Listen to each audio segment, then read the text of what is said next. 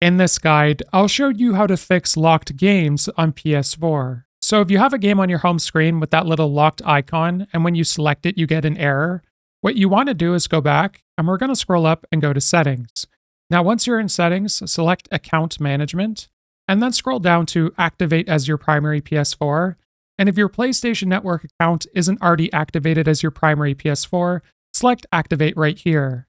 Then what you want to do is come back to Account Management and go to Restore Licenses, and then select Restore.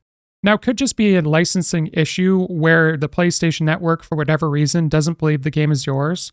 So once the licenses are restored, you can go back to the home screen, and you want to see if the locked icon is still there. Now, since it's still there, this likely means that the PlayStation Network account I'm on doesn't actually own the game. So once you find the PlayStation Network account that owns the game, the locked icon will disappear once you're signed in. If this guide was helpful, like and subscribe, and we'll see you in the next one.